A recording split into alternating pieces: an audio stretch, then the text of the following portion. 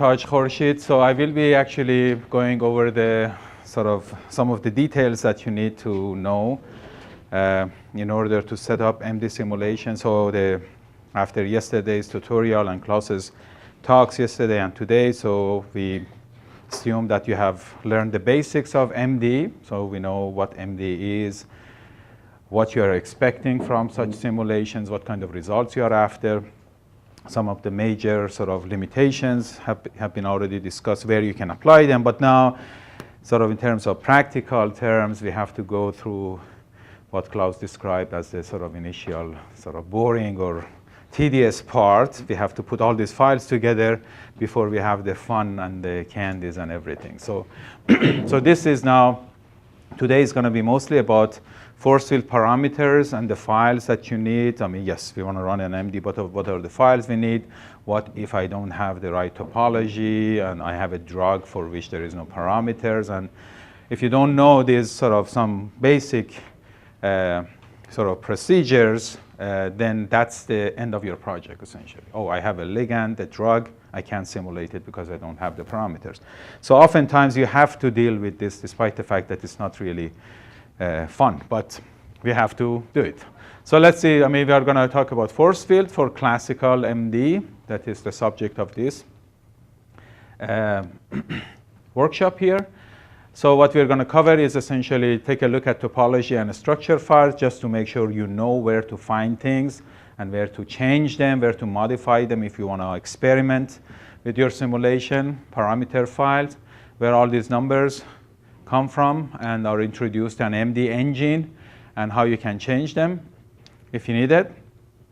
And then how to make topology files for ligands, cofactors, special amino acids, you know, things that are different from a standard topology and parameters that we have available, and then how to develop and put together missing parameters. So again, I mean, this is just one day, so this by itself can be covered in a 2-week workshop because there are lots of details, but we give you an overview of how things are done, and if you need sort of more in-depth information, of course, you have to go on and do these tutorials more slowly and read a little bit more. But I'm hoping that by the end of today, and actually a little bit of tomorrow, we have to use for the subject that we are covering today, because this is usually the whole day, but we are now giving a sort of more compact version of it. So I'm going to be a little bit fast, but please stop me if you have any questions. If it's too fast, feel free to ask questions. So classical MD, so you have a bunch of particles, and then so you want to understand how they move in space. Usually you start with a known set of coordinates. These are the positions of atoms that comes from your PDB file or your model that you develop using homology model or anything else. And then you assign some velocities randomly. So Klaus covered this in the first hour here. So you randomly assign some velocities to them, and then they start to move around. And the only thing that changes their velocity would be any force acting on these atoms, right? MD 101. So now the only thing that you need to calculate for each atom is the total force acting on these atoms. So we have to set a set of rules by which we can define these forces. So one universal force that acts between all pairs of atoms in principle is the so-called non-bonded van der Waals interaction. So this comes from induced dipole between two atoms. So any two atoms interact through this kind of interaction. And the sort of functional form that we use to describe this interaction is the so-called this 612 Lennard-Jones potential. So you have an epsilon that indicates the strength of the interaction, and then you have the distance between the two atoms, Rij, and then you need another parameter here, which is representing the radius or radii of the two interacting atoms. So you have a repulsive term that dies with r to the minus 12. So this is dying very quickly, but at very short distances, it becomes the dominant part of this interaction. So if two atoms come too close to each other, they bump into each other and they repel each other very strongly. But as longer distances, this part, which is the attractive part of your potential, becomes dominant. So in principle, at long distances, any two pairs, any two atoms, any pair of atoms attract each other. So this is, as you will see, we look at the force constant. You see this is not a very strong interaction for just one pair, but since you have this attraction between any pair, if you have a bunch of atoms here in one group, another bunch here, they can add up and to a sort of a strong interaction between two large groups. It's always attractive at large distances. So another type of non-bonded interaction, so now if these are sort of neutral charges, not bonded to each other, that's all you need. You can actually run a simulation by just this single functional form here. So if you have charge on each atom, which is what we call the partial atomic charges, then you need to have a way to also describe the interaction between the atoms based on those electrostatic interactions, and we use the Coulomb interaction to describe this. So you have charge on atom 1, charge on the other atom, the distance between them, and a bunch of constants here to give you the potential as a function of distance between these two atoms. So as you can see, if the two atoms have different charges, it's going to be attractive, negative. If they have like charges, then it's going to be sort of repulsive. So it's usually much stronger. Sort of every individual term is much stronger because it is proportional to r to the -1 compared to these guys that are much weaker. But as I pointed out, these are always attractive at longer distances, whereas here you can have attractive and repulsive terms canceling each other sometimes.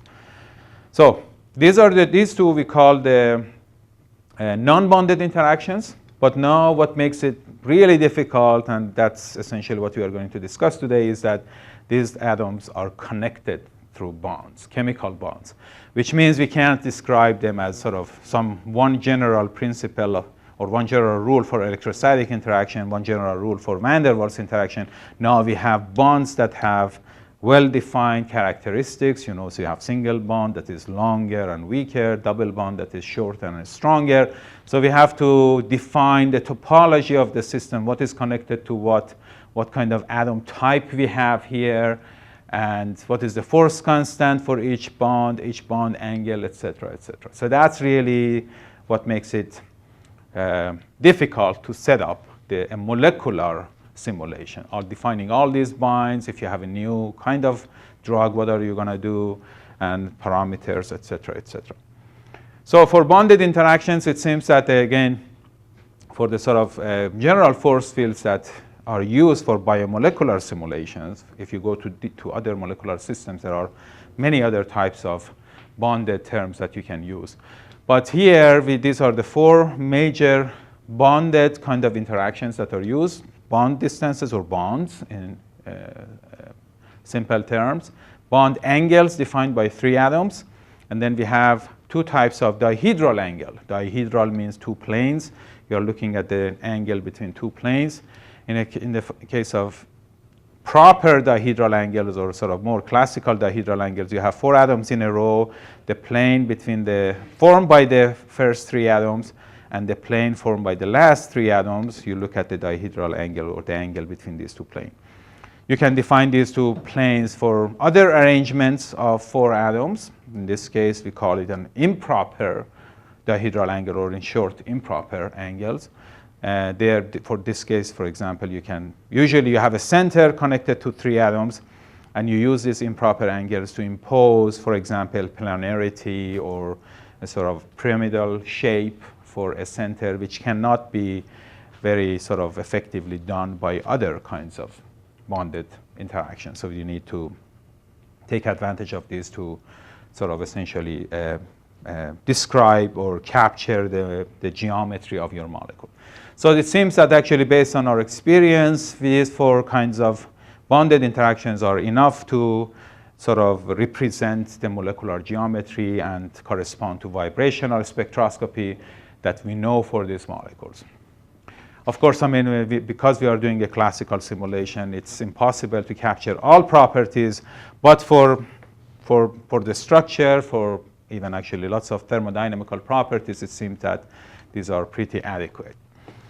So we have these interactions, and as you noticed, I mean, we need to calculate the forces, but our discussion is based on interactions because forces are vectors, and it becomes more complicated if you want to discuss them. It's much easier to describe everything in terms of the energy, and the force would be just simply the first derivative of this potential energy function with respect to the coordinate. That's a simple one step after this. So this is much easier to discuss. So the kind of potential energy functions that you see in force fields like CHARMM, AMBER, GROMACS, these are the three major force fields that are used for biomolecular simulation, for protein, nucleic acid simulation, and membranes.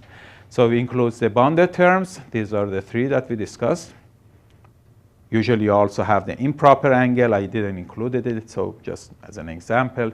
So you have the bonds, angles, dihedrals, as well as improper dihedrals, and then you have the non-bonded interactions here. Van der Waals interactions and electrostatic or Coulomb interaction.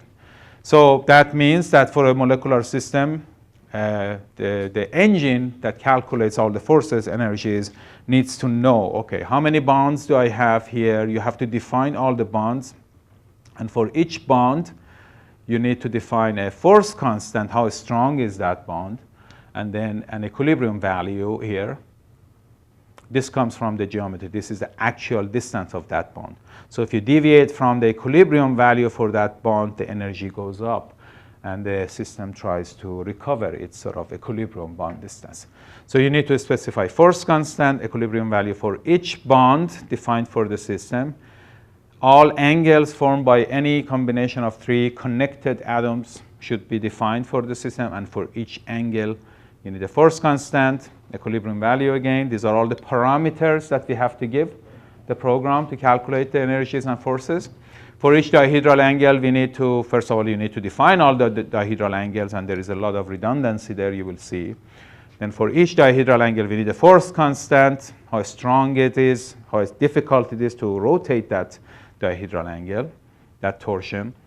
And then you need to know the periodicity, how many times your energy comes back to the same level. You know, when you're rotating a methyl group, for example, you have every 120 degrees, you have the same configuration. So that's your periodicity.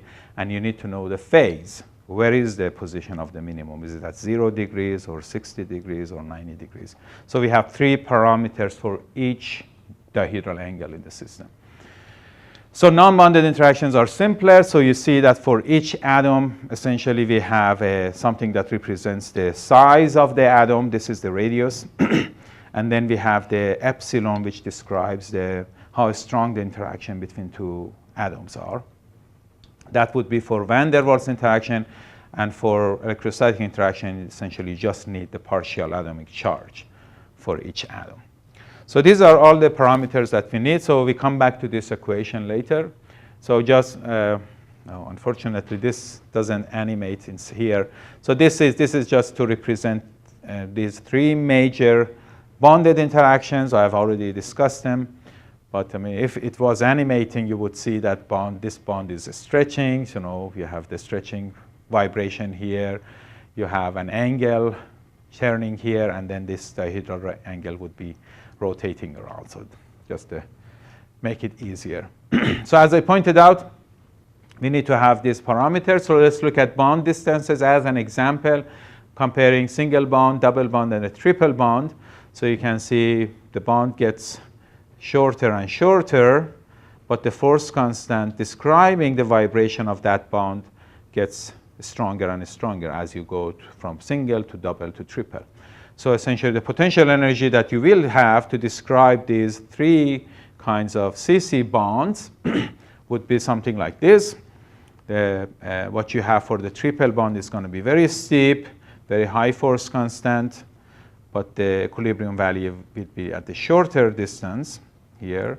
For a double bond, you will have an intermediate behavior, a little shallower, and the equilibrium value is shifted toward the right. And for the single bond, you have a much shallower potential energy surface with the equilibrium value at 1.5. So that's just to give you an idea. Anytime the system sort of moves away from equilibrium, yet energy goes up, and there is a force acting on that bond to recover equilibrium distance. But my point here is that if it's not enough to say we have two carbons connected to each other. We have to have mechanisms by which we tell the system that these two carbons are forming a single bond or a double bond or a triple bond. And we do this by using atom types.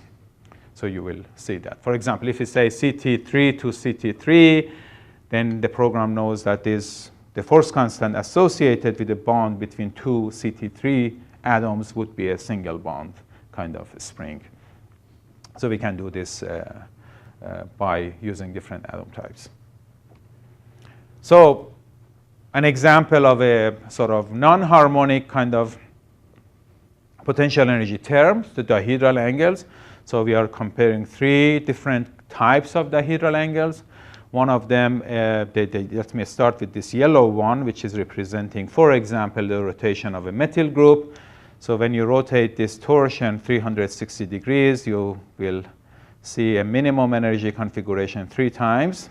That is your periodicity in this equation here. And the barrier against the rotation doesn't seem to be very high. In this case, it's 5 kilocalorie per mole. So that is represented by K here. And the position of the minimum, as we discussed, is represented by this delta here. So 3 parameters for each torsion we need to describe. So you go to another potential energy function, which is described by an n equal 2 and a higher force constant. So you get the behavior here by the purple curve. This could be, for example, a simple cis-trans isomerization. So you have, the phase is wrong, but so you have something like a 90-degree and a 270-degree minimum energy configuration in this case. And then if you go to a potential that has a high barrier and a periodicity of 1, you will have 1 minimum and 1 maximum here. So just note, in case you calculate dihedral barriers using quantum mechanical calculation, you want to put them in this term here. This cosine changes between -1 and 1 to make everything positive. We just put this 1 here. So what we have inside the bracket changes from 0 to 2. So essentially, what you calculate, the barrier, you have to divide it by 2 before plug it into this form to get the right barrier. OK, so these are the 2 examples of bonded terms. And then what parameters we need for non-bonded interactions. As we discussed, again, we need to have partial atomic charge for each atom. You can specify the dielectric constant. Is this a screen moving, or is it my? Is it? Sometimes it moves. Just OK. So I thought I'm getting dizzy or something. Oh, I see. Oh, yeah, I see. That's the projector. OK. Yeah. That's OK. I thought maybe I'm a little dizzy or something. OK. So we can also specify dielectric constant here to screen the interactions if you don't have explicit solvent, for example. So and then for Lennard-Jones, we have the epsilon, which is the depth of the potential energy well. And then we have the R mean, which is representing the radii of the 2 atoms. So in CHARM, the way we do it, in order to make it even simpler, instead of having many different kinds of atom pairs, so what we are going to do is to define this R and epsilon for individual atom types, and then use a combining rule or combination rule to generate epsilon ij and R mean ij for any pairs of atoms. So as you can see, the R mean ij is essentially the average of the 2 radii. So this is sort of adding them and dividing them by 2. If you already have a sort of a radius represented here, you just add them up together. If you have a different representation, then you look at the average. And for the case of epsilon ij, you look at the square root of the product of the 2 epsilons.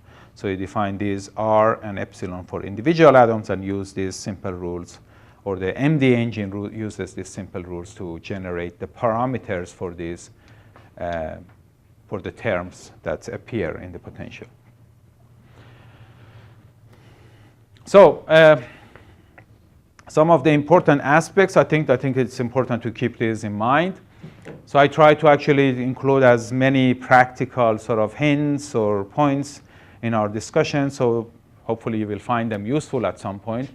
Electrostatic interactions, as we discussed, are rather long range. They die very slowly with r to the minus 1. That means even at longer distances like 8, 9, 10 angstrom, you still can have significant interaction between two atoms. And that's why there has been a lot of work trying to come up with different ways of calculating electrostatic. Because one problem that we have is still in calculating all these interactions is that, let me go back quickly here.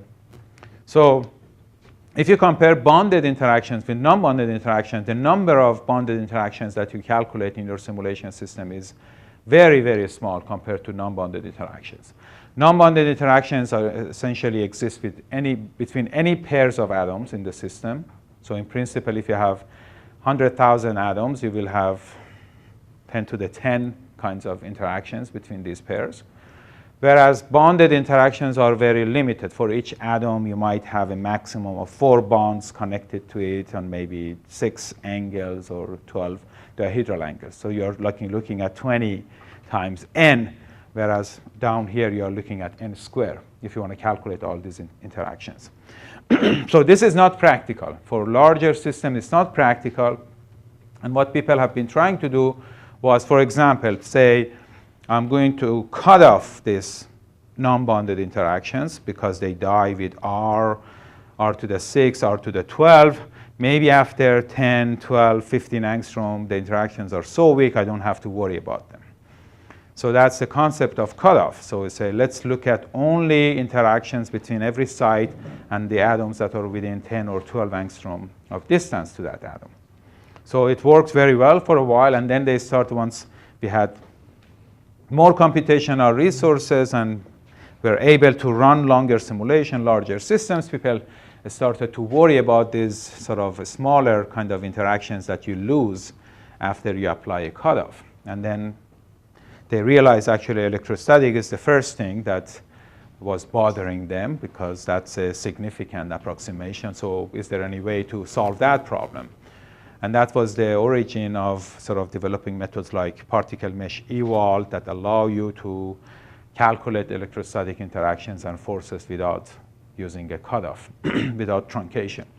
So now that part is sort of fairly well taken care of, and now people have started worrying about van der Waals cutoff. And of course, I mean, when you cut off interactions, the behavior of the system will be different. So to what degree, it's a question of the system. But we have people who are also trying to come up with new ways of calculating van der Waals interactions in a less expensive manner, so we can have sort of less harmful approximations in our energy calculations. Yes? So when you do long-range calculations, you don't calculate anything outside of one cell, right? One box of water. There's like a periodicity where you repeat the... Sure. Oh, I see you are talking about periodic boundary condition, or you're talking about NAMD patches. You're probably talking about periodic boundary. So you, of course, actually look at the interaction between, if your atom is close to the wall, it should be able to see the atoms in the next image. Otherwise, it doesn't make sense. So the system has a way to keep track of this. So you have one box in the middle. In the image, you have the images of the atoms in the unit cell. And the system looks and see, for example, what is the closest image to this atom? Is it within that box? Or if I add sort of an A or a unit to it and look at the image, is that maybe that's the closest atom or closest copy of that particular atom interacting with your site. So the system has a very efficient way of taking care of it. But you only interact with one copy. You don't interact with both of them. So now, again, so one actually major thing, so that probably maybe the only thing that I would like you to take from today's discussion is that the most difficult part or the most important part when you're developing new parameters for a new ligand, the most important part is the charges. So, I mean, most of the time, what you're interested in is a ligand, is a drug, is an inhibitor, is something that binds to a protein. So most of the time, you're interested in describing non-bonded interactions between the protein and that ligand. And the most important part of the non-bonded interaction for the case of a ligand, or the most sensitive part, I should say, that we can make huge mistakes in are the charges. So that's something that you need to do carefully. And again, we discussed this over and over, and there are really nice ways of doing it. But now, there are different charge fitting strategies in different force fields. And I think it's important to understand this. So in CHARMM, we start with molecular charges, and then we try to fit this to interaction of different chemical groups with water.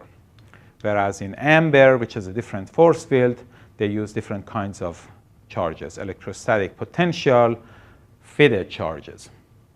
So what do they mean? So because it's important, we should spend a few minutes on this.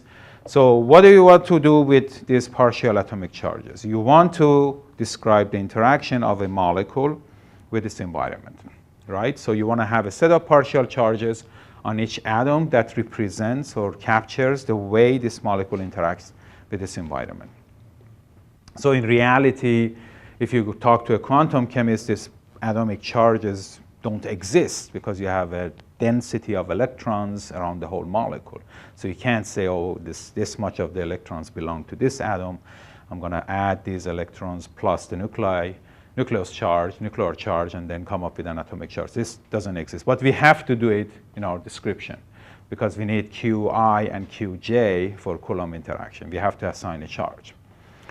So how should we do this? So now, I mean, one way is when CHARMM was developed, the idea was that, I mean, this group, this chemical group, which is representing an amino acid, in this case a backbone, is going to interact with different kinds of molecules. Sometimes it interacts with other groups in the protein. Sometimes it interacts with water. What is the most representative form of the environment that I should use to calculate the charges here? The idea is to see how I interact with my environment, but I can have many different environments. But I have to make a choice. I can't do this dynamically. It's too expensive. So they decided that water is probably the best choice because that's the most representative form of the environment. And I think that was a pretty good way of thinking back then. So what they tried to do is to start a set of quantum mechanical calculation, calculate the interaction of this fragment of this group with water, and then come back to a classical description, play with those charges to see how they can reproduce the distance and energy of interaction between this group and water. So you essentially fit your potential to reproduce interaction with water. And then hopefully it also works with proteins and other things and ions. Usually it doesn't work with ions, by the way, just for your information, because the polarization is very strong. But that was the idea, and we are still following that idea. So you can imagine it's a little bit, not a little bit, actually it's very difficult to do it for complicated molecules because you have to look at individual sites separately. Sometimes the water forms two hydrogen bonds with the same molecule. What are you going to do? So it's a little bit difficult to do it. You have to generate these input files in Gaussian, calculate them, get the energies, and do a fitting. So in AMBER, they have a different strategy. So again, the concept of partial atomic charges is sort of a little strange in quantum mechanics, but you can easily define the density of electrons. So what they are doing in this approach here is to have a set of charges on these nuclei that reproduce the electrostatic potential on the surface of your group or molecule in this case. And the idea is that the molecule is interacting with its environment on its surface, most prominently. So if I have a set of charges that reproduce the same density, the same electrostatic potential, then I have a very good representation for the molecule. So that's how they do it there. So then, of course, the problem is that you have multiple ways of generating the same electrostatic potential. There are multiple solutions. It's a fitting problem.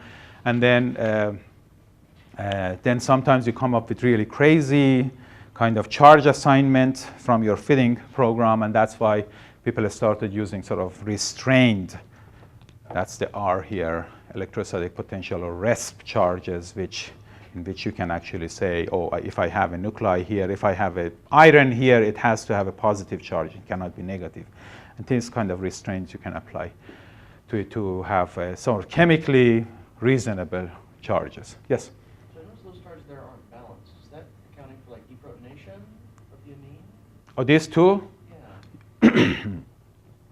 So that goes back to the way charge groups are defined in CHARM, or in this example. As you noticed, CO is one charge group which carries an integer charge, in this case 0. It could be 1 or -1 depending. And in the case of amino group, usually you have the C alpha group grouped together with it, so that extra charge is compensated by the C alpha. We'll see this in the thing. But okay, so what are the problems here? Again, I mean, these charges are very sensitive to many, many things. And there is, first of all, before I forget, you are seeing that everything in our force field description is based on fragments. We can't calculate, we cannot develop force field for the whole ribosome or the whole protein. What we are going to do is to have model compounds, small compounds that have the sort of essential chemical character of all the amino acids, develop force field for those model compounds, and then we can put these fragments together and simulate the whole thing. So that's what we are going to do. So we will see we have force field for different amino acids, and then we polymerize the whole thing, and hopefully it works there too. For your new drug, you should probably take the same approach. I mean, if you try to calculate the whole thing, you have, I don't know, a molecule that has 300 atoms in it, and you just want to be thorough and comprehensive. I'm going to calculate sort of quantum mechanically the whole system because it's going to be a bit better. Not necessarily. Because, I mean, you're going to put it next to a protein which is based on these fragments. So you are not going to improve your accuracy. So you can take advantage of this and think of your new molecule the same way. Can I actually represent my new molecule maybe with 5 or 6 different fragments that are sort of almost chemically isolated from each other? So I'm going to calculate force field for each piece and then put them together to calculate your, to have your parameter set. So that's one thing. As far as the charge, back to the charges. So now all of these charges, both Mulliken charges, which is a kind of population analysis in quantum mechanics, and these electrostatic fitted charges, which are fitted to the density, they are sensitive to the conformation of the molecule, of course, right? So you might have a molecule like this. Let's say this thumb is a positive charge. This one is slowly negative. In this conformation, they attract each other. This becomes more positive, this more negative. Whereas if you have this conformation, you might have different charge densities and electron densities. So all these charges are conformation dependent, or they should be. You have polarization of electrons every time anything changes. If you put them in different environment, of course, they're going to be different. In water, it's going to be different. In protein, depending on what other amino acids are close to it, it's going to be different. And so that's actually really, I think, charges and electrostatic interaction is probably the next most important deficiency in our classical description that we should deal with in order to improve the accuracy of our calculation. And people are working on this, so I will talk about briefly about polarizable force field, which give you some of these effects toward the end. But that's something to keep in mind. So in CHARM, again, so now I think the message here is that because CHARM fits everything to interaction with water, you have to use CHARM water, which is known as tip 3P or tip 3 water model. It's a very bad model as far as diffusion of water is concerned. I think the diffusion constant is twice as large as real water, but we are stuck with this because everything has been fitted to this water model in CHARM. Don't try to use a better water model because, like, I don't know, SPC or something else that has better diffusion constant. Then you will be inconsistent in this respect. Okay, so then back to your potential. So where do these numbers come from? So usually these are the actual geometry. You see, you have a molecular system. You calculate the forces between or acting on individual atoms, and then you move 1 femtosecond or 2 femtosecond before you recalculate everything. So during those movements, so you have new set of geometries that determines your new bond distances, bond angles, dihedral angles, and the distances between atom pairs for non-bonded interaction. That comes from the geometry, initially from your PDB file, but during the simulation from your .cor file, the coordinate file, or the actual coordinate of the system. That's not a problem. So we have all these force constants and equilibrium values. The blue guys here, they come from the parameter file, or we have to provide these parameters for the calculations. And usually these guys, as I pointed out, this is usually for the first step of your simulation when you're putting it together. This comes from the PDB. All the parameters come from the parameter file except for the charges that are stored in the PSF file, protein structure file. So initially all these efforts were around simulating proteins. So you see a lot of protein, residue, but we use just the same thing for membranes, nucleic acid. We call water a residue, we call a drug a residue, because that's the language of CHARM. So in order to generate the PSF file, we use the topology file, in which the topology of the fragments that are going to put together are defined. Every atom in that fragment has an atom type, has an assigned partial atomic charge. The connectivity is defined. So instead of doing everything by hand, we can just say, oh, there is an alanine connected to a leucine, connected to a lysine, and the program takes the topology of these individual residues and put them together. So now I'm going to just take a look at these files. You have supposedly looked at these files yesterday, but I can suspect that many of you didn't have time maybe to do this. So let's take a quick look at these files. So this is the PDB file. I think this is something that most of you know. You have sort of useless indices here. The indices in PDB are limited by a certain number. No program uses these indices anymore. So they generate their own indices. Then you have the name for each atom. And then you have the residue name. That's the name of the residue that the atom belongs to. You have the chain, res ID, XYZ coordinates, and then you have the occupancy and B factor here, and the segment name at the end. This is a fixed format. If you manually edit that, make sure that you don't change the position of these sort of strings here, because it just looks at a fixed position. For example, let's say it looks at position 19 to 21 to get the name of the residue and things of that sort. So it's very inflexible format, very limited, and some programs have started using different formats, especially for large systems. Is inadequate. If you want to have, I don't know, 1 million water in it, then you have to have different segment names. It's inconvenient, but many programs still use it. That's a sort of a standard. So now, as you notice, for each residue, so you have the position, and then for each residue, you have the name of it, the residue ID, and the atom names. Note that I'm using the term atom names, not atom types. Atom name doesn't carry any chemical property of the atom. It's just a name. You can put your own initial for your atom names here. It doesn't matter.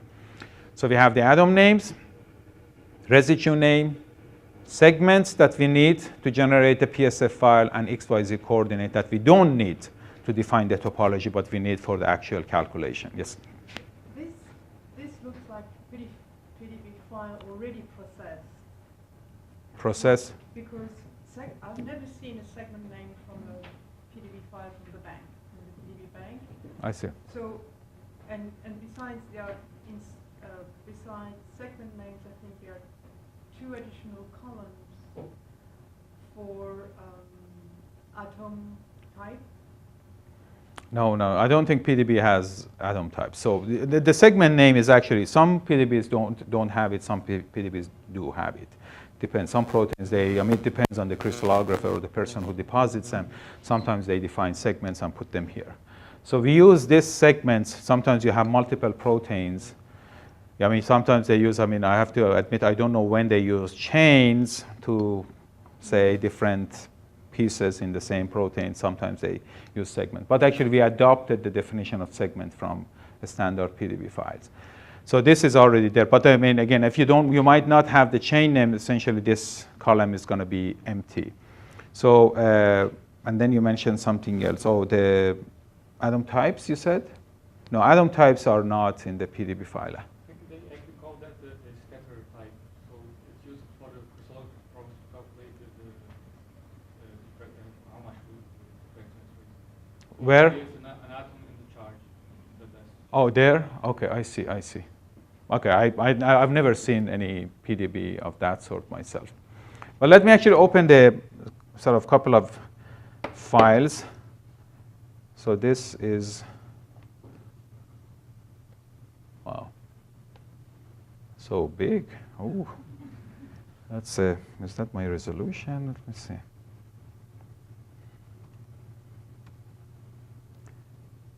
Come on.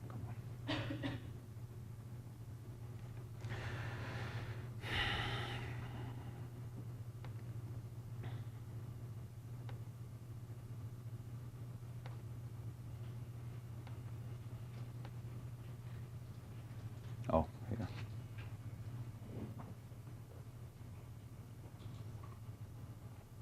That's then interesting. What happens if I do this? Wow, 800 by 600, no wonder. Okay. So this might be enough. Let's see.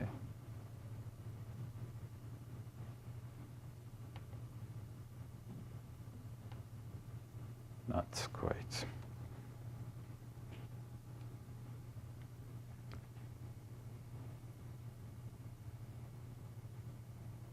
Do you know the resolution of the projector, Marcus? Probably not. I tried the. This is no. I changed it. It was 800 by something. So maybe let me see if I can change. This looks like the resolution of your terminal. So maybe I can change this to.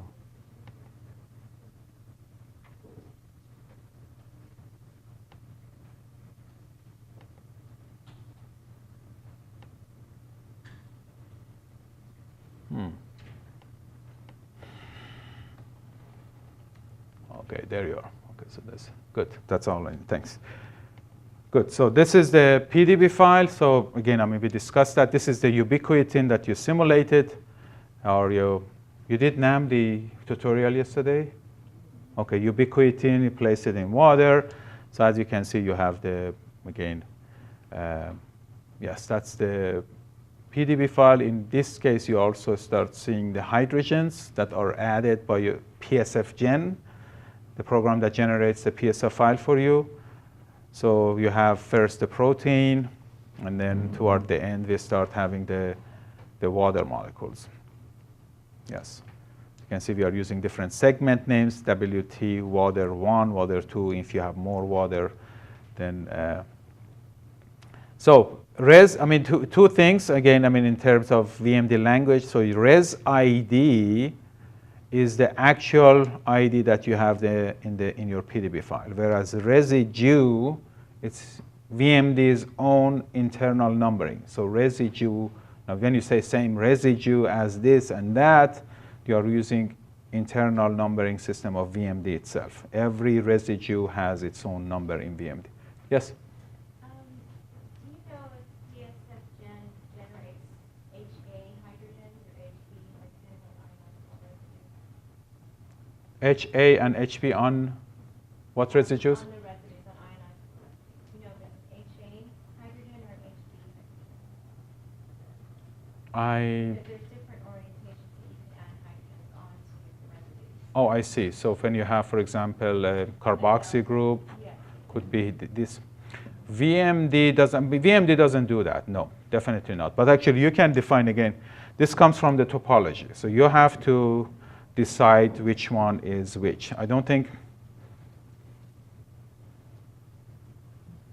No, VMD definitely doesn't do that. That's the sort of answer to your question. But I'm just wondering, when we do pK calculation and protonate a residue, then probably you have to watch that and make sure that the right oxygen or the right nitrogen, in the case of histidine, gets protonated. I don't think we have to do this at the level of topology, and we look at this.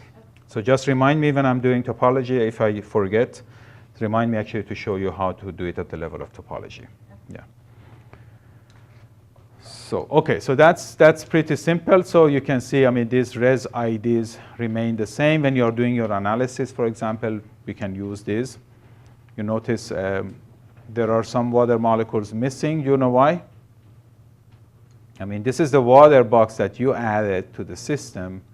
Why are the residues like 5, 7, 8, 15, 26? Yes, some of them overlap with the protein and you remove them. And because BMD or PSF gen doesn't want to mess with your original res IDs, it doesn't renumber them. You can do it manually later, but that's why they are like that. So if your protein starts with residue 21, it will not be changed. And that's good for your analysis because you don't want to lose those. So the PDB file is pretty okay. Sort of many of you are familiar now.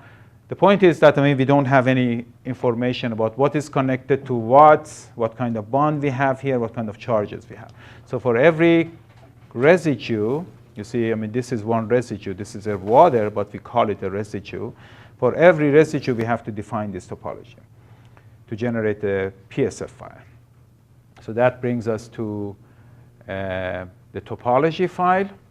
Let me see if it's small enough. Control A minus, that might be better. Good. So this is a topology file. Topology usually comes as one of the files in a pair together with the parameter file in Charm. So you have the header section where it describes what is the version of the topology you are working with.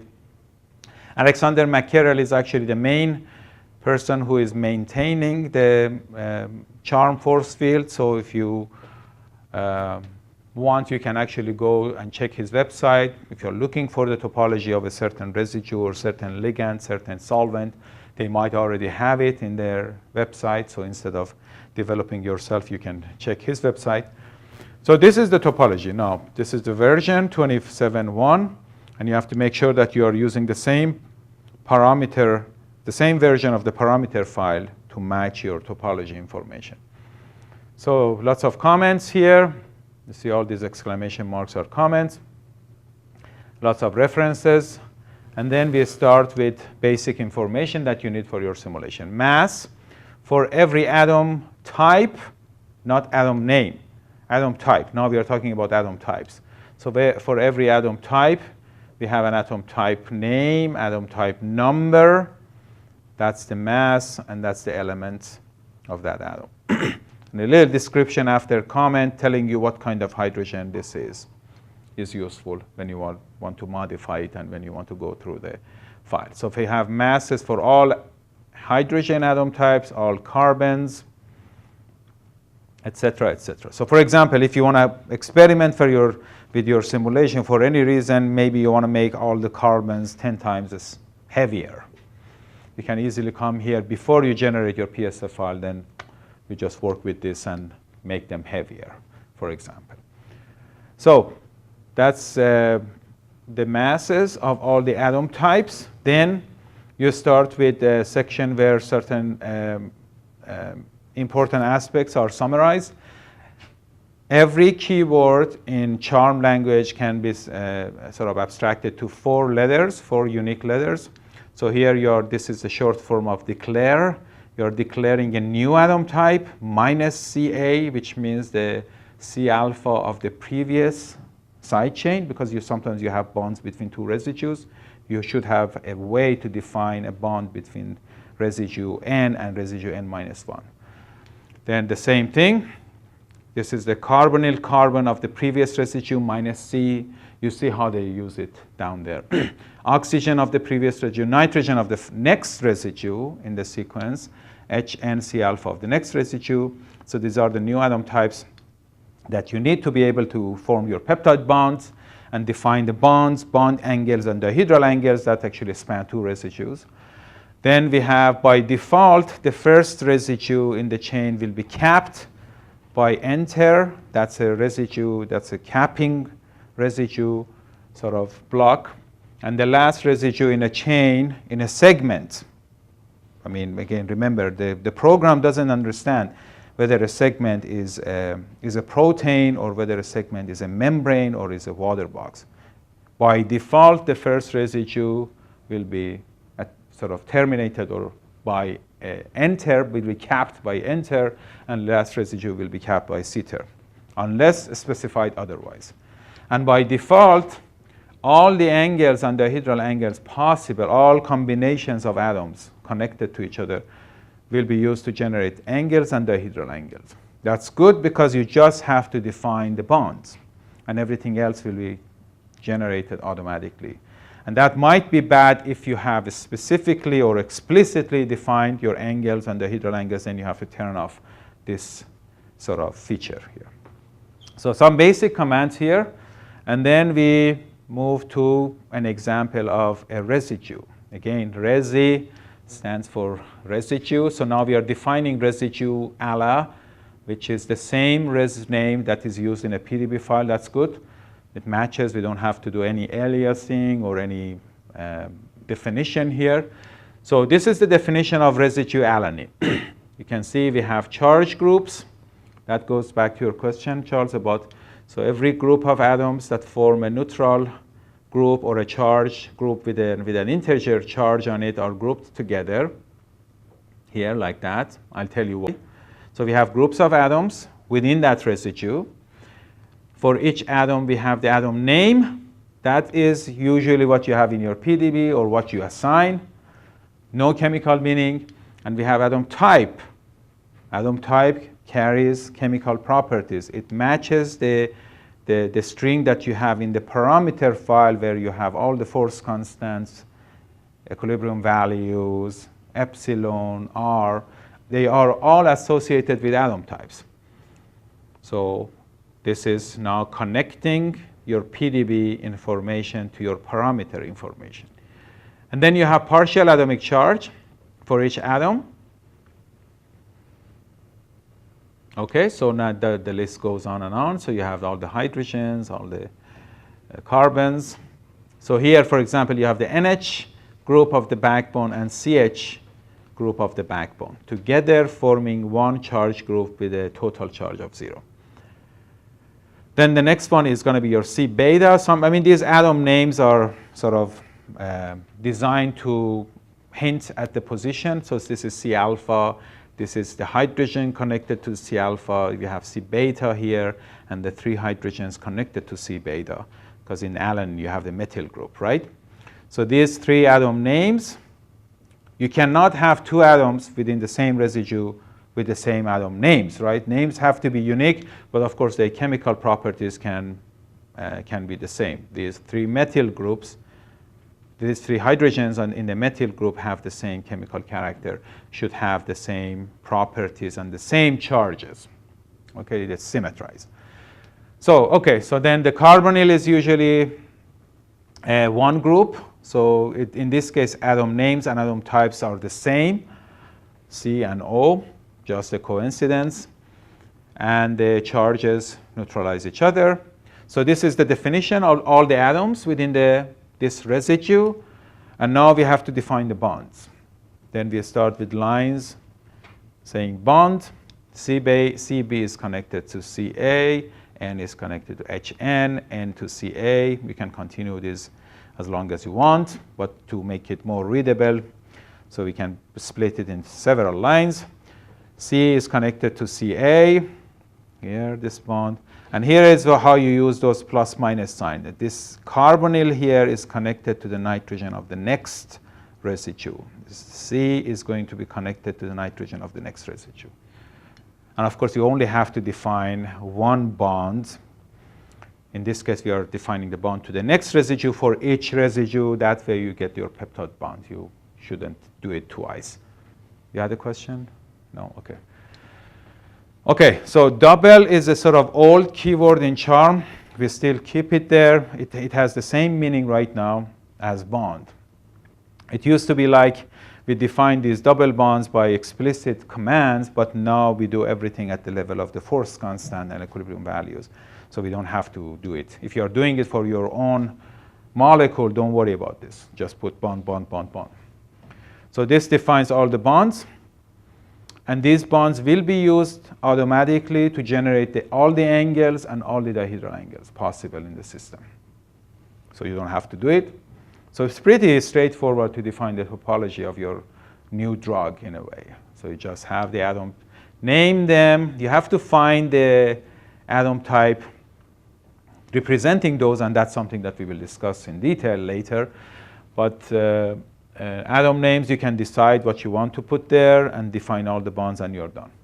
Do it very carefully in the beginning, because you never come back to it and test it again. When you get busy with your microsecond simulation and analyzing it, usually you don't come back. You always say, no, I will come back, but 90% you don't. So do it very carefully here.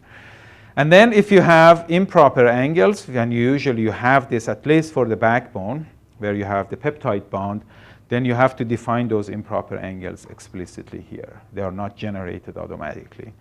So here we start with the atom that forms the center of that improper nitrogen, and the three atoms connected to that. So nitrogen here is connected to Ca, to Hn, and to C of the previous residue, right? And these are the three atoms you have here. So you have one planar center on nitrogen, and then you have another planar center on the carbon of the carbonyl here, which is connected to Ca, to O, and to the nitrogen of the next residue. You with me? Okay. Good. So that's the improper. So if you want to have improper definitions, you have to do it explicitly here. Then again, you might see donor and acceptor in definition of some, in topology definition of some residues. They are not used anymore. Charm used to have explicit terms for hydrogen bonding, but now we only, the hydrogen bonds are only sort of represented by the charges on polar hydrogens. So this is a very positive hydrogen. If you compare this polar hydrogen with other hydrogens, you can see that this has a very positive charge on it, whereas these guys are almost neutral here. So this high positively charged hydrogen seeks a negative charge in the environment. Could be a nitrogen or another oxygen here that finds it and electrostatically interacts with it. That's how you represent hydrogen bond. There is nothing else. There is no geometry, no distance, nothing. Okay, so this is how every residue should be defined. And actually toward the end, so that's something that might scare you. So you can skip these two, right? Just, you don't need it. They are useless for the new version of Charm. So then you have this IC table, or internal coordinate table. And again, so this is the scary part. How am I going to generate this for my molecule? But you don't need it. If you know the coordinate of all the atoms in your molecule, you don't need this. This is there to help build the position of missing residues, right? So you have 4 atoms, and you have a bunch of numbers. The first one is the distance between the first 2 atoms. The second one is the angle, the sort of perfect geometry, in a perfect geometry, the angle that is formed by the first 3 atoms, and then you have the dihedral or improper dihedral angle formed by the 4 atoms, the angle formed by the last 3 atoms, and the distance of the last 2 atoms. So distance, angle, dihedral angle, another distance. So you have 5 numbers, and that gives you enough constraints to essentially build the position. Like if you have the 3 atoms here, you can build the position of the missing one very easily. So that's helpful to build the position of missing atoms, but you don't need to generate this for your own molecule. It looks very tedious here. Don't be scared by it. If I have a portion of a loop that's not resolved, I would use this to... Well, I mean, this is within the residue. This is just one residue. It doesn't do protein modeling for you. So if you have only, for example, if you have the backbone and the C beta, but you don't have the other side chains, atoms, then it builds it for you using this information. Is this also like a set of rules for adding hydrogens, or is that done? For hydrogens, because there are simpler way of doing hydrogens, PSFgen does it. I mean, you can guess what kind of carbon you have there and just put it based on perfect geometry, right? But yeah, in principle, you can also use this to generate protein. Yes? Are these taken from model compounds or from averages of high-resolution proteins? No, this is a sort of perfect chemical structure that you draw. You know, everything is 180 degrees. If you look at these dihedral angles, I mean, they are not, these are perfect geometry of a single bond, for example, you know, 1.53 here. So it doesn't have anything to do with sort of averaging known structure. This is sort of perfect structure of a side chain. For arginine, it's going to be fully extended, you know. There is nothing else. Simple but perfect kind of conformation. So now let's go, for example, alanine was sort of one of the shortest residues. So for arginine, let's look at this also a little bit. As a second example, so you have a charge of +1. Then you have all these charge groups. They usually give you the structure of the side chain here that is helpful. Then you can see what atom names, where the atom names are positioned. And again, you have the atom names, the atom types, and we have the partial atomic charges. So here, for example, if you want to neutralize all the arginines in your system, then you can simply come here and play with these charges and then regenerate your PSF file. Then all the arginines are going to be neutralized.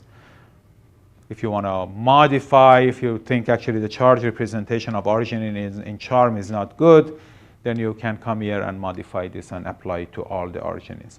If you want to work with a single arginine, you should not do it at the level of topology, because this is going to be used for all the arginines. We are going to generate a PSF file, we'll see, and then modify that particular arginine that you need for your simulation. So a couple of things to notice. You notice actually all the aliphatic hydrogens, HA, nonpolar hydrogens, have the same charge. That's almost a rule in charm. I mean, you can argue whether it's a good idea or not, but that's something that they do. 0.09 is always the case. Yes? Sorry, so you said if you wanted to modify an individual arginine, you go into your PSF file to do that. And then do you need to define new residue in your topology file for that to modify? So if it depends on what you want to modify. If you want to, what do you want to modify? Well, you were saying if you wanted to have, for example, I don't know, let's say for a histidine, if the topology file didn't have certain protonation state, or you had some Yeah, sure. some modification. So you have to have that defined in here. Okay. So if you want to, again, I mean, you will see the PSF file and how things can be changed there. So if you want to, for example, change one charge here, for example, you want to modify this group for a single arginine, then you can do it at the level of PSF file. You get, these are all going to be dumped into the PSF file. You can go to that particular arginine and neutralize this part, for example. If you want to do a sort of general modification that will be applied to all the arginines, then it's better to do it here at the level of topology. You define a new residue, call it ARX, and then do all these changes, and then go to your PDB file. Every arginine you want to change, you call it ARX. And then when you apply the topology, then the new parameters or the new properties that you have specified here will be applied to those arginine residues, to those special arginine residues, for example. But this isn't just being used when you generate your PSF, it's actually being used during your simulation. No, only when you generate a PSF. Okay. After that, you don't even need it. I see. Okay, so it's a similar question. The PSF is the only input to the... Yeah, but for NAMD, you need PSF, which has all the topology, bond definition, charges. You need PDB that has the coordinates, or another set of coordinates. This PSF the only thing that is missing in PSF is the coordinates, the position of atoms. Okay, so PSF is the... Protein structure, PDB, yeah. It's the PDB, all the parameters related to the PDB that goes with it. So that the program is not looking back at the general folder where the topology... No, are. it doesn't use it So anymore. it's a saved copy Exactly. I from mean, that. we'll see, yes. So when I open in VMD a PSF and then open the PDB to get the structure, when it shows those lines, that's still just PDB lines, or can I look for messing up the PSF file? Lines. The bonds. Oh, the bonds. Okay, yeah. So yeah. So in PSF, as you will see, I mean, all the bonds are defined for each residue in the topology. So which means they will be carried over. All these bond definitions will be carried over to the PSF file. So when you load the PSF file, you're providing bond information for VMD. The bonds that VMD shows. Yes. Okay. But if you're loading a PDB, there is no bond definition, so VMD has to guess. Okay. And it does that based on distances between the two atoms. So if you have two residues from two ends of the protein too close to each other, the VMD is going to draw a bond between them because it thinks they are bonded to each other. Okay. Yeah. So, okay, so let's look at this. Okay, so why are we using these charge groups? So I talked about electrostatic interactions or non-bonded interactions being too expensive, and we said that we can use the concept of cutoff. And here we can say, for example, that this atom in the middle should not interact. We should not worry about anything that is beyond 10 angstrom. So now if you have a large group so let's say this is the large group. As long as this group is within the cutoff, let's say you have a dipole here. Can you see from the back? So if you have a dipole here, which is within the cutoff, then both ends are going to be included and interacting with this center. You're looking at dipole interaction with your atom. But if it happens that this charge group or this dipole sort of is split, one atom is within 10 angstrom, one atom is outside the 10 angstrom region, then you would discard this one and only look at the interaction of the positive end, which means now you're looking at the monopole interaction, right, which is much stronger. So artificially, you're introducing wrong kind of interactions between different atoms. So in order to avoid this, we say, OK, instead of looking at individual atoms for cutoff, I'm going to look at these groups, these charge groups. Either all of them will be included in my electrostatic interaction calculation or none of them. So like in this case, if one atom of this charge group is included in the cutoff, I'm going to include the rest of the charge group to keep the sort of dipole nature of that group. So that's the idea here. That's exactly, you can see, for example, the hydrogens connected to carbon, they balance the charge by putting the negative charge on the carbon here to have the neutral representation for that CH2 group. So in NAMD, I mean, if you have a very large molecule, you might still use this trick. But right now, by default, NAMD uses residue-based charge calculation, which means that if one atom of a residue is included, the whole residue will be included in the charge calculation. So you don't have to worry about this. But if you have a very large molecule, then it would be a little bit too expensive to include it. So you might break it into a few pieces and define these charge groups for different regions of your molecular system. Can you repeat, did you say that NAMD does not use these, or is it optional? NAMD by default uses residue base, but you can change it and force it to use group-based charge groups. Yeah, yes. Okay, so then the rest is the same. So you have a lot of bond definitions. And in this case, you have impropers both for the backbone as well as for the guanidinium group of the side chain. You also have a planar thing there. Okay, so that goes on and on. So you have the definition for all the amino acids. So I'm going to skip these, sort of those that are not very interesting, I think, and only mention the exceptions. Okay, so glutamate, that's the first negatively charged residue. And as you can see, you always have NH and CH in one group, CO in one group, and then you have the rest of the side chain split into several groups. So in this case, C beta is one group, and then C gamma with the C delta and the oxygens are grouped in one group together. So now, okay, so glycine is a special case because in this case you have two hydrogens connected to the C alpha. So you have HA1 and HA2. They are chemically sort of identical, but again, in terms of capping this, when you are using different caps, then you have to have a special case for glycine. So glycine is a special case. Now, and you can see here, you see, we say patching first glyP. If you have a glycine residue in the beginning of your sequence, then it's going to use a special patch sort of to cap the protein. Yes? Is there any way to specify phosphorylation modifications, like phosphorylation or other things? Yes, yeah, absolutely. You can do it very nicely with patch, with the patch command, and or you can define a new residue, a phosphorylated histidine, or maybe histidine is not phosphorylated. A serine, for example, phosphorylated serine, you can define it as a new topology and use it, or you can use the patch command to patch your serine with a phosphate, as we will see. So I will.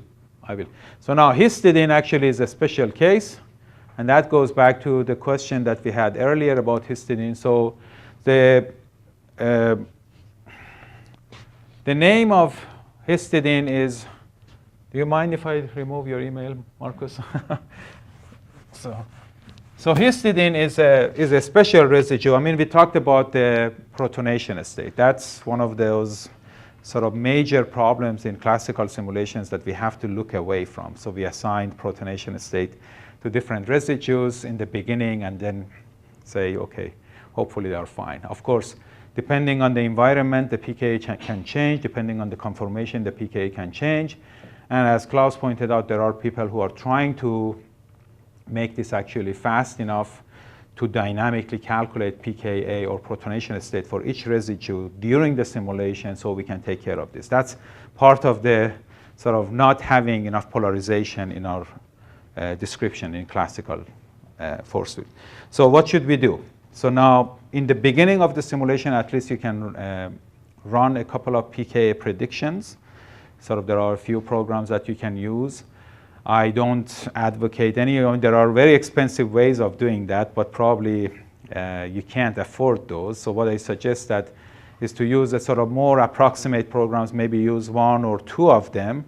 They usually suggest or give you a list of pKa's for different titratable residues in your protein. Then I would look at those. Most of them are going to be default pKa, what you expect, the same kind of pKa that you have in solution for those residues. But for a couple of them, for some of them, depending on their geometry, proximity to other charged residues being completely hidden or buried inside the protein, you might see very unusual pKa's. So like you see, oh, this glutamate has to be protonated, the program suggests. Then you would look at those in your VMD and make sure that what they are suggesting makes sense. What is the reason? You understand that. So based on that, and if it makes sense, then you change the titration state of that residue, and that would be a much better setup in the beginning. So for most cases, these proteins don't change their conformation large enough to need to redo these pKa calculations, but it depends on your system. If you suspect that your system has drifted too much from the initial geometry for which you calculated pKa, you have to probably repeat this maybe after 100 nanoseconds or so. So these are things that you need to keep in mind. So now for glutamate, aspartate are usually those residues that can be protonated depending on their position. Arginine, lysine have very high pKa's, 12, 14, so it's very unlikely that you have unprotonated arginines and lysines in your simulation. But it can happen, and you have to check it. Yes? So if I wanted a negatively charged histidine, I would get the new set of charges. I'm coming to this. So then, okay, so you do, pKa of aspartate and glutamate is around 4. That means at pH 7 that you want to simulate, most of your aspartates and glutamates are going to be negatively charged, unless you get a suggestion from these pKa predictors, or you know from NMR that one of them has to be protonated. So, okay. For the histidine, the problem is twofold. So one is that the pKa of histidine is 6.5. So which means at pH 7 that we usually simulate the system, you almost have half, a little bit more uncharged, but you have a significant fraction of histidine in its protonated form. Still, we have to go with one of them in the beginning. Let's go with the sort of a slightly more dominant species, which is neutral histidine. But then even then, you have 2 tautomers for histidine, right? So you have the, that's the C beta, so you have the C gamma, delta, epsilon. So you have the N delta and N epsilon. It's called E. So you might have so you have a double bond here, always. So you might have a double bond here and the hydrogen here, or you might have the double bond here and the hydrogen here. So, right? So this one we call HSD. That means the proton is on the delta nitrogen, and this one we call HSE. So these are both neutral, but you have 2 tautomers. And then on top of this, we have something that has protons on both nitrogens. So let me use the green, and it's going to be positively charged. And that one we are going to call HSP. And what is the histidine name in a standard PDB file? HIS, none of these. Right? So you start with a PDB file that has HIS, and you need to now use a topology file that has information for HSD and HSE and HSP. So what are we going to do? First, we are going to calculate pKa and see what histidines are suggested to be protonated. Most of them will be actually deprotonated, and we have to decide what is the best representation for them, HSD or HSE. We'll get there. Some of them are going to be protonated. You just use HSP for them. That's I will tell you how to do this. But for the neutral histidine, then you have to examine the local environment of the histidine. So I would go to VMD, load the protein, and then show all the histidines, res name HIS. You select them and then show what is surrounding them for each residue. So most of the histidines are going to be on the surface of the protein, exposed to solvent. You don't have to worry about them. But for those histidines that are buried, that are interact in the active site, then you can look at the hydrogen bonding pattern of the histidine. See, for example, for the case of HSD, you have a polar proton that can interact nicely with a negatively charged residue here, and you have a lone pair on the other nitrogen that can accept a hydrogen bond. So based on the pattern of donating or accepting hydrogen bond, you can actually optimize whether HSD or HSE would be a better representation for that histidine. You with me? Okay. So then for individual histidines, you have to look at them one by one in the beginning just to see if it makes sense. You have to do the same thing for your aspartate and glutamate in the back, where you ask me about aspartate and glutamate. You have to look at them and see whether you want to have the proton here or on the other one. For those aspartate gglutamates that need to be protonated, you have to examine them locally and see which one should be protonated, which one should be left as a non-protonated oxygen. So right now I'm using UHPD at the University of Houston, and I can specify where I want to protonate the amino acid. And I've noticed that there's, as you stated, different interactions with the proton and other amino acids. So how do you choose? How do you say, okay, this is the system I want to move forward with?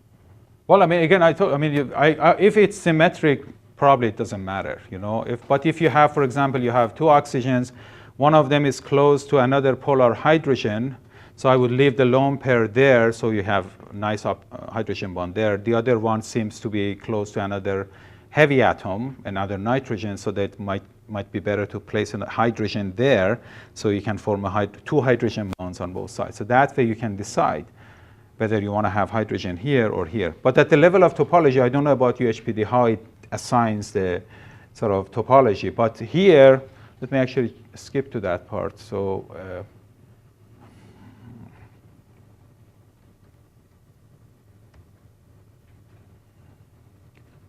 here, for example, you can see this is the protonated aspartate topology. And you can see, so here in this topology, the proton is added to OD2.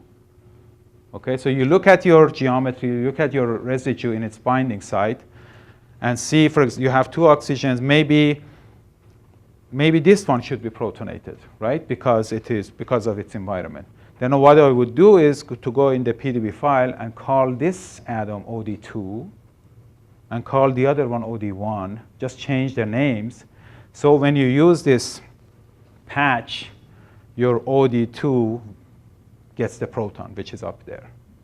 You're with me? Okay, so that's at this level you have to do it. The same thing applies for histidine. So initially, as I said, you use an alias command. You did this yesterday in your PSF gen. You say by default, all histidines that's the name that comes from the PDB is going to be called HSD or HSE. It doesn't matter, actually. I think they are pretty equivalent. So by default, I'm going to call everything HSE. But for a couple of residues that I checked, and they have to be HSE or HSD specifically, then you go to the PDB file and change them, their names, to the specific one that you need. For example, all residues HSE except 16 and 67 should be HSD because of their position in the protein structure.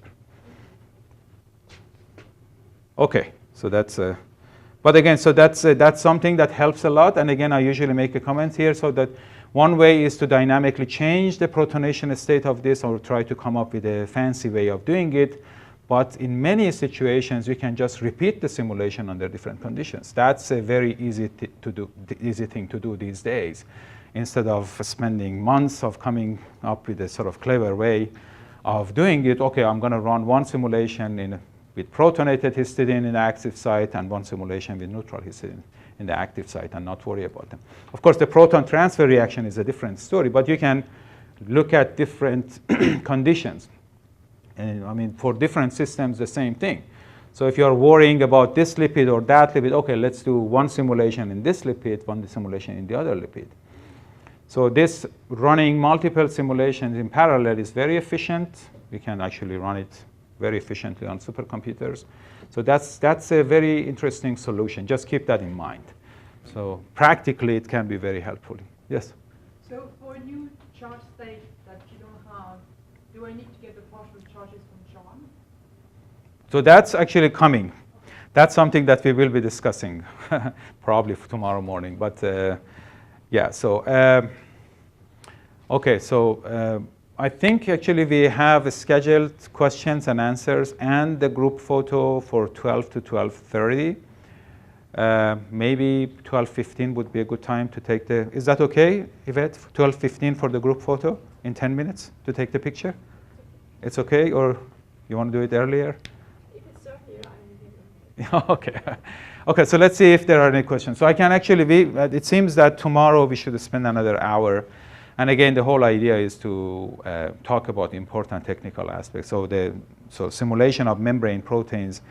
So we use membrane proteins just as an example to be able to talk about practical aspects of setting up a simulation and running it and everything. So we continue our discussion on topology file. We look at the PSF file, how to get the parameters, and then we continue with with the example of a membrane protein to make sort of additional points, how to put the membrane together, what kind of lipids, and for those of you who might be interested in membrane proteins. But again, I mean, the point is not really to talk about a particular system. We are just using that as an example to talk about such important practical details. Questions? So you said the potential has another term for the improper dihedral elements, right? That it just wasn't shown there, or because The potential, you're not topology or the potential?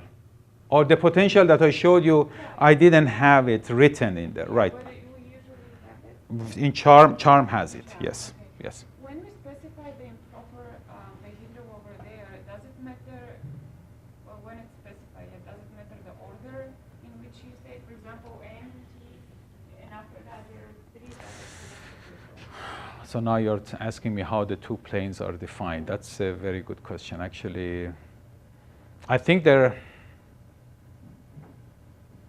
has to be an order, because I mean you can because system there right now, but it's like up, down, yeah. So no, actually that's let me. Where is my pointer there?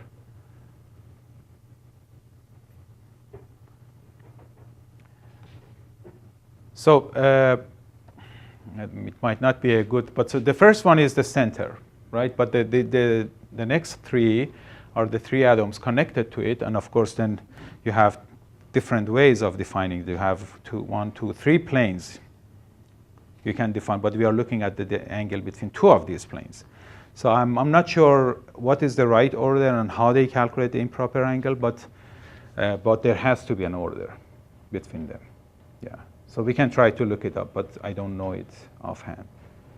Yeah. Yes?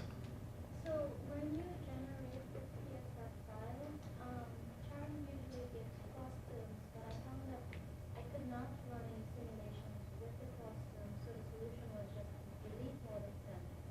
But my question is, what are costumes and are they? Oh, I see. No, actually, I should include those in my next talk. So cross terms are additional. So right now you see dihedral angles are separate, angles separate, bonds separate. So but now in order to get the right energetic order of different protein structures, they had to patch these standard definitions by what we call cross terms, CMAP they called it. So these are the sort of coupling between dihedral angles in a way that you can modify the sort of potential energy surface to have the correct energetics. So the earlier version of Charm, and actually still other force fields have the same problem, have a tendency to have too much helical sort of proteins. So in order to correct those and get the right energetics, they did some quantum mechanical calculations on a bunch of di or tripeptides and tried to match the energetics with sort of adding these cross terms. So I don't think you need to delete them, so it should be fine. I don't know why you needed to delete them. If you have the right parameter file and the right topology file, NAMD actually can do it. It's no problem. Run these simulations about a year ago, but we could not run them. It kept on crashing, and when I checked the Output file. Mm-hmm. the mailing list, the Oh. NAMD mailing list, one of the solutions was just simply delete them because it was said that NAMD does not recognize the costumes that Charm generates. No, I mean, we have been using CMAP for a long time. It should be fine. It should be fine. Yes? As for the dihedral angles, aren't there cases where we have different maximums depending on the... How does it fit with that? Sure, you can do that again. We didn't get to the parameter file. Probably tomorrow morning we'll see. So bonds and angles, they can have each one line in the parameter file, but for dihedral angles, you can have multiple lines. And then you can play with the periodicity and the force constant. You have multiple terms representing the same dihedral angle. You can have a term cis and trans being minimum, the same energy, but then you can have another term that brings the energy of the cis form a little higher, then cis becomes more favorable and you represent it. You can have a sort of kind of Fourier series kind of description. You can have a very complex way of doing dihedral angle. We look at this tomorrow. Charges, any question about charges? You should ask Kat, actually. She can do the best pK calculation, but it's very expensive. Okay, so I guess we can slowly get started with the photos. Tomorrow we continue with parameters, and then at some point we switch to membrane channels. All right, thanks. Okay, so we will take